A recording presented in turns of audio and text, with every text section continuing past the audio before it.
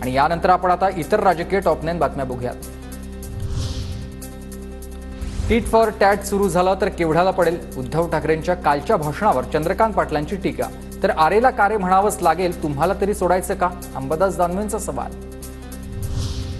उद्धव ठाकरेंना नैराश्य आल्यानं ते असं बोलतात। ठाकरेंच्या कालच्या भाषणावर संजय शिरसाट यांची टीका। तर मानसिक संतुलन कोणाचं ढासळलं आहे ते विधानसभेला कळेल, राऊतांचं उत्तर। नारायण राणेंनी मला फुकट धमक्या देऊ नये, मी बोलायला लागलो तर माघार घेणार नाही, जरांगे आक्रमक। बच्चू कडू सत्ता परिवर्तनासाठी सुद्धा पैसे घेतात। नवनीत राणांसमोर आपल्याला उमेदवाराचा फॉर्म काढून घेण्यासाठी माझ्याकडे पैसे मागितले होते।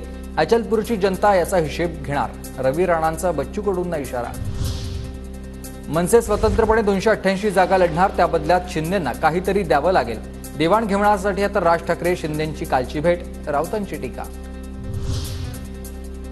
शिंदे आणि त्यांच्या लोकांचा संबंध फक्त पैशांशी। मुख्यमंत्री शिंदे गुजरातच्या ठेकेदाराकडून 40% घेतात, एका अधिकाऱ्यानं सांगितलंय, सामनातून आरोप। सध्या तरी महायुतीमध्येच विधानसभेच्या निवडणुका लढणार, केंद्रीय राज्यमंत्री रक्षा खडसेंचं नंदुरबारमध्ये वक्तव्य। लातूरचे खासदार शिवाजीराव काळगेंच्या अडचणीत वाढ, जात प्रमाणपत्र आणि जात वैधता प्रमाणपत्र प्रकरणी काळगेंना औरंगाबाद खंडपीठाची नोटीस। सोलापुरात उपमुख्यमंत्री देवेंद्र फडणवीसांचे महाराष्ट्र राज्याचा लाडका भाऊ असा उल्लेख असणारे लागलेत बॅनर्स।